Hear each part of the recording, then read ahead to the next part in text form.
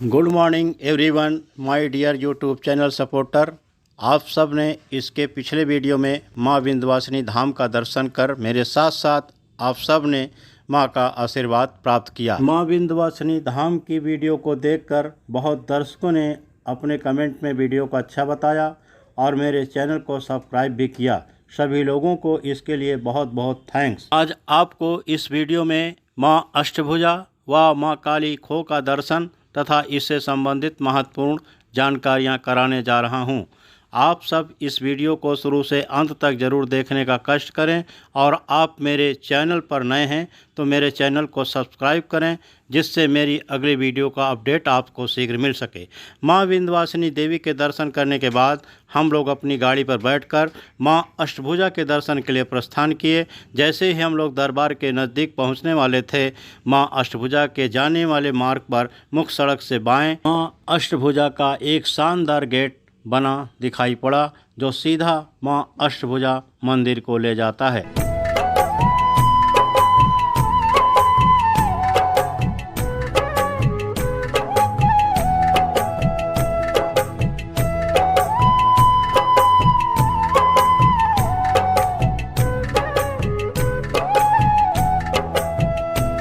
हम लोग जैसे ही गेट से प्रवेश किए, थोड़ी ही देर में माँ अष्टभुजा के प्रांगण में पहुंच गए। उत्तर प्रदेश के मिर्ज़ापुर में विंध्य पर्वत पर माँ अष्टभुजा का मंदिर स्थापित है। नवरात्र के 8वें दिन विंध्याचल धाम में श्रद्धालु भक्तगण माँ के 8वें स्वरूप महागौरी का दर्शन पूजन करते हैं। अपनी 8 भुजाओं से रक्षा करने वाली माँ अष्टभुजा को ज्ञान की देवी कहा जाता है। ऐसा माना जाता है कि माँ के दर्शन मात्र ही से सभी श्रद्धालुओं की मनोकामनाएं पूर्ण हो जाती है। माँ अष्टभुजा देवी का मंदिर विंध्याचल माँ विंध्यवासिनी के मंदिर से लगभग 3 किलोमीटर की दूरी पर स्थित है। विंध्य पर्वत के 300 फुट ऊंचाई पर स्थित माँ अष्टभुजा मंदिर पर जाने के लिए 160 पत्थर की सीढ़ियाँ बनी हुई हैं। देवी की प्रतिमा एक लंबी और अंधेरी गुफा में है। गुफा के अंदर दीप जलता रहता है, जिसके प्रकाश में श्रद्धालु भक्तगण देवी माँ का दर्शन गुफा में करते हैं।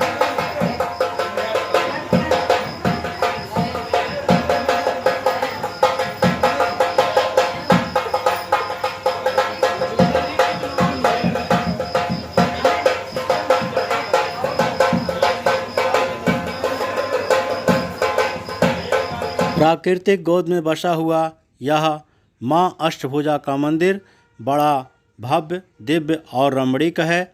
यह स्थान अपने शांत और सुंदर दृश्यों के कारण भक्तगणों के साथ पर्यटकों के लिए लोकप्रिय है। माँ के अवतार लेने के बारे में मार्कंडेय पुराण में वर्णन मिलता है कि नंद गोप गृहे जाता यशोदा गर्भ संभवा ततस्तो नास्यास्यामि विंध्याचल निवासिनी।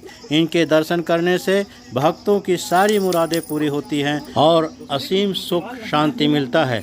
यहाँ पर बंदर लंगूर अधिक हैं, इसलिए इस धाम में आप सबको सतर्क रहने की ज़रूरत है। बंदर व लंगूर आपके पर्स, मोबाइल व प्रसाद को ध्यान न देने पर छीन कर लेकर भाग जाते हैं। इन्हें खिलाने के लिए 4-5 रुपए में भुना चना, भिगोया चना आदि पैकेट मिलता है। इसे आप सावधानी के साथ खिला सकते हैं। माँ अष्टभुजा देवी के दर्शन करने के बाद हम लोग श्री भैरवकुंड की ओर गए। विंध्याचल के अष्टभुजा पहाड़ी की तलहटी से 500 फीट नीचे जड़ी बूटियों से मिश्रित जल है, जिसका सेवन करने के लिए भैरवकुंड में भक्तों का जमावड़ा लगा रहता है। इस अमृत जल को पाने के लिए काफ़ी दूर दूर से लोग आते हैं। प्राचीन काल से ही पहाड़ों से छनकर भैरवकुंड में पानी पहुंचता है। 12 महीने इसी तरह पानी बना रहता है। लोगों का मानना है कि जड़ी बूटियों से मिश्रित जल पाचन शक्ति को बढ़ाता है। इस पानी को शरीर के लिए रामबाण बताते हैं। यहाँ तक कि कुछ लोग कई वर्षों से इस पानी को घर ले जाकर पीते हैं। अनवरत पानी छन छन कर आता रहता है। गर्मी के मौसम में थोड़ा धीमा हो जाता है, परंतु इसकी विशेषता ये है कि अभी तक कभी भी यह कुंड सूखा नहीं है।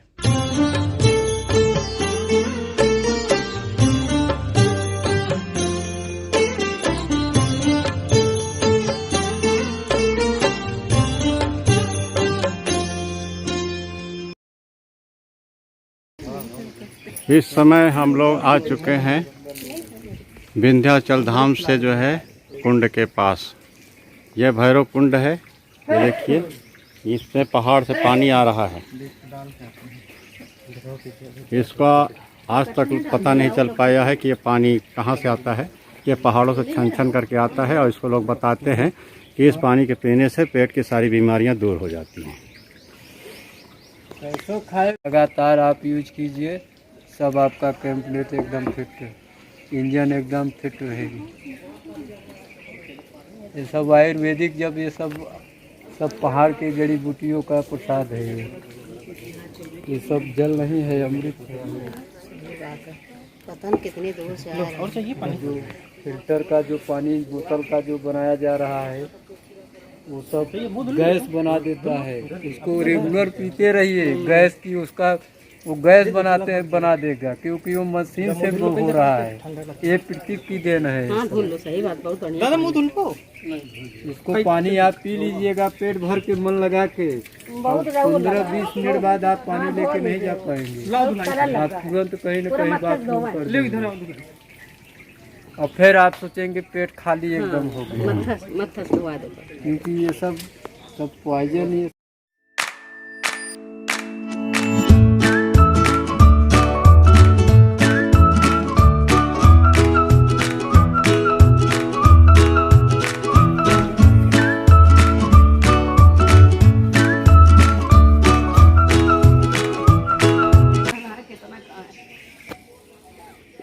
खाओ खाओ खाओ।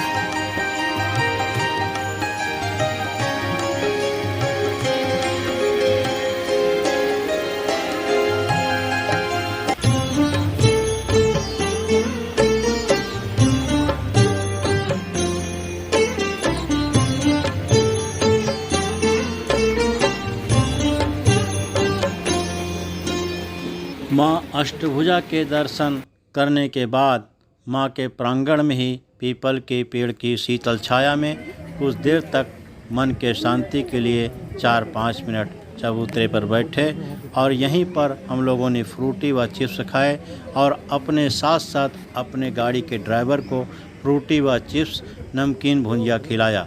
फिर हम लोगों ने यहाँ से माँ काली खोह में विराजमान काली के दर्शन के लिए प्रस्थान किया। वहाँ हमने क्या देखा, कैसे दर्शन किया, इन सभी चीज़ों को मैं आपके सामने वीडियो में प्रस्तुत करूँगा। बस आप सब धैर्य के साथ मेरे वीडियो में बने रहें। माँ अष्टभुजा के मंदिर से आप माँ गंगा के भी दर्शन कर सकते हैं। गंगा नदी पहाड़ी की तलहटी से होकर बहती हैं। यहाँ से देखने से ऐसा लगता है कि गंगा के दोनों ओर कुछ जलधाराएं आकर गंगा में समा रही हैं। ऐसी मान्यता है कि प्राचीन काल से यह क्षेत्र राजाओं का पसंदीदा स्थान था, जो शत्रुओं पर विजय प्राप्त करने और अपनी इच्छाओं की पूर्ति के लिए तांत्रिकों की मदद से गुप्त पूजाओं, यज्ञों और अनुष्ठानों के लिए यहाँ आते थे। आज भी तंत्र साधना के लिए लोग विंध्याचल आते हैं और माँ अष्टभुजा देवी की आराधना व साधना करते हैं।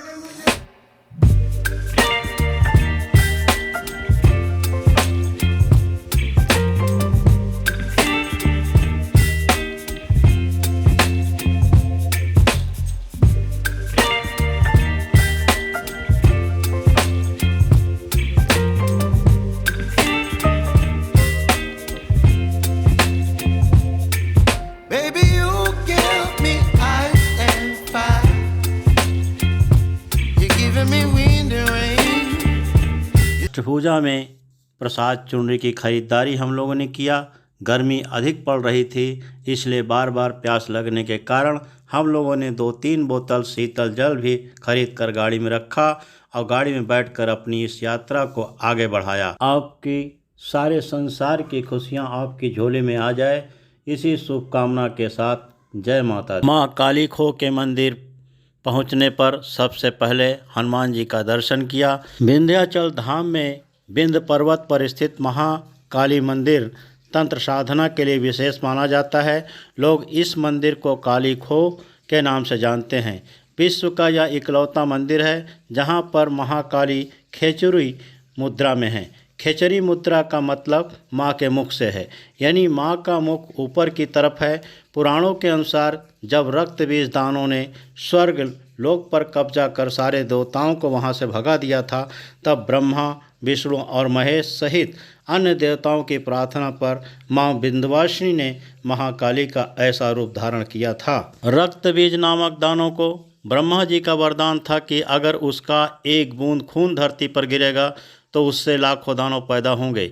इसी दानों के बध हेतु महाकाली ने रक्तपान करने के लिए अपना मुंह खोल दिया, जिससे एक बूंद भी खून धरती पर न गिरने पाए। रक्त बीज दानों का वध करने के बाद से माँ का एक रूप ऐसा भी है, कहा जाता है कि इस मुख में चाहे जितना प्रसाद चढ़ा दीजिए, कहाँ जाता है आज तक इसका कोई पता नहीं कर पाया। माँ काली खो से माँ अष्टभुजा और माँ विंध्यवासिनी धाम तक पहुँचने का रोपवे का कार्य जारी है, जो बहुत ही शीघ्र पूरा हो जाएगा। विंध्य पर्वत पर स्थित माँ विंध्यवासिनी एक ऐसा सिद्ध पीठ है जहाँ पर माता तीनों रूपों में विराजमान है। महालक्ष्मी के रूप में माँ विंध्यवासिनी, महाकाली के रूप में काली खो की देवी और महासरस्वती के रूप में माँ अष्टभुजा देवी विराजमान है। इसी महाशक्तियों को त्रिकोण देवी भी कहा जाता है।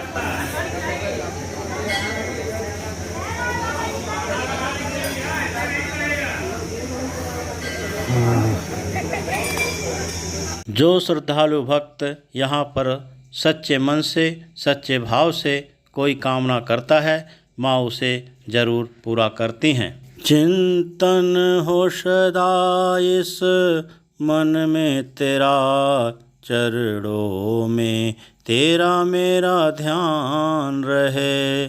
चाहे दुख में रहूं, चाहे सुख में रहूं, माँ ओठों पे सदा तेरा नाम रहे।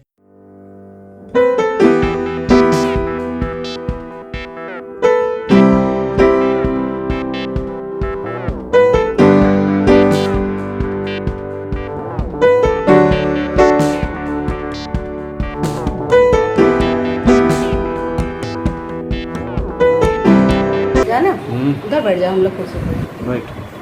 अच्छा अच्छा।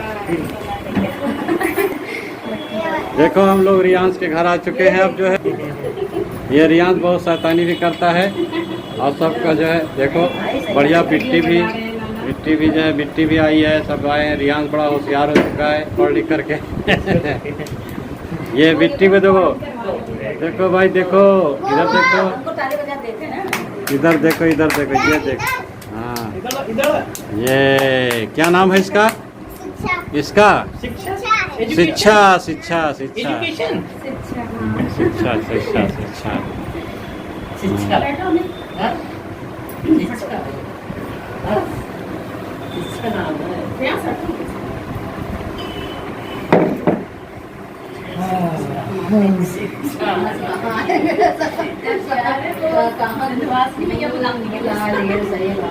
इतना दिन से सोचते सोचते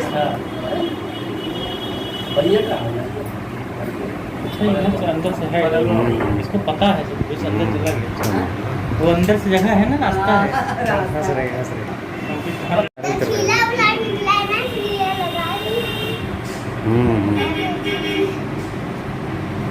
तो क्या क्या व्यवस्था है भैया बोलने लगी नहीं तो अभी बताएगा।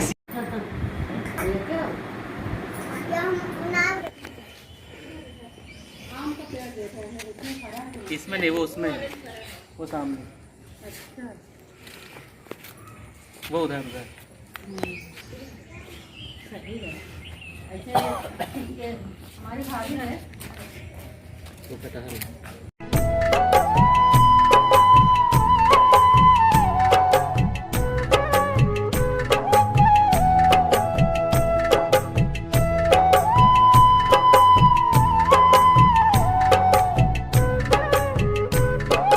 प्रकार 12 मई 2022 दिन गुरुवार को माँ विंध्याचल धाम के तीनों रूपों की देवियों का दर्शन करके शाम को 6 बजे प्रयागराज के लिए वापसी किया और रास्ते का आनंद लेते हुए रात को 8:30 बजे अपने निवास पर पहुँच गए।